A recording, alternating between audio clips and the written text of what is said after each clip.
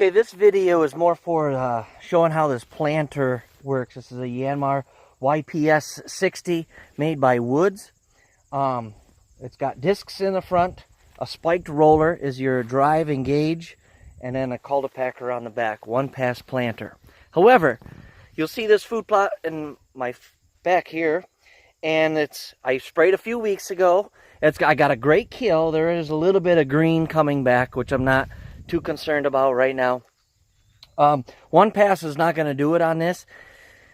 I've already fertilized, so what I'm going to do is disengage the planter down here, take these off here, disengage it, and invert the discs to the most setting. I think it's 30 degrees, and I'm going to go over it once, and then I'll show you what it looks like.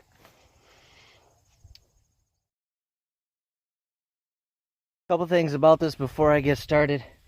I don't necessarily like disking with such an expensive piece of equipment.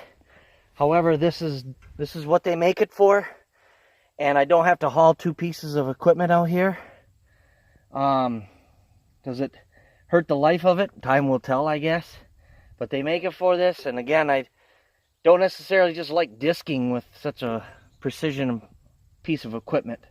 But I'm disengaged, I got the discs inverted, and I'm ready to go. Also, one good thing is that I'm disking this fertilizer into the ground, working that into the ground while I'm doing this, so that's a positive out of this. Okay, I went over it once, some areas twice. This is what it looks like. Not too bad. This end here is really thick with sod. The sod is really thick, and it is really rough. I'm getting it exposed. I may go over this a few more times.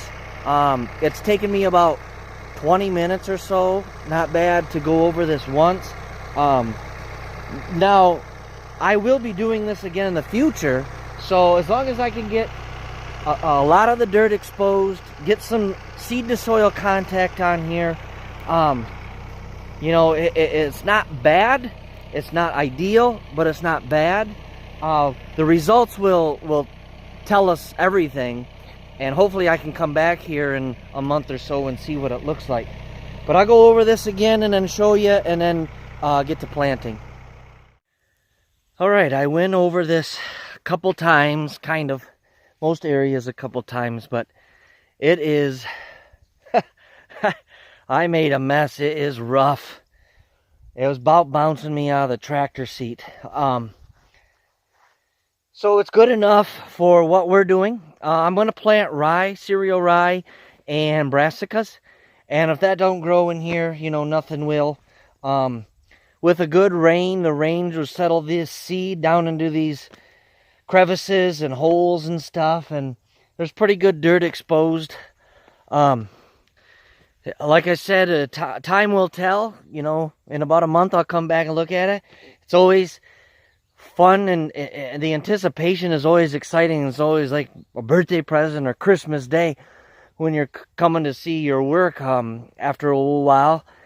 However, you don't always get a nice present when you pop up here. But I'll try to do a review here in about a month and see what this looks like. This is Client B, Client Byler. This is the property. So go over this and plant, and have a great day. Thanks for watching. Hello, today is September 18th, 2017. And you can see over my shoulder, maybe this looks familiar, it's about a month and 6 days after I planted this newly established food plot here. And there's brassicas coming up. I'll show a close-up here in a second. But there's some brassicas coming up. Here, I'll do it right now. We got some brassicas here coming up. They're eating on it. They're eating quite a bit on it. And then my grains are right here. But there's also some grassy weeds of, well, you know what it looked like. I showed you what it looked like before I got started here. But this is coming along pretty good. You know, this is a tough one to get established, but we got food, and it should serve its purpose this year.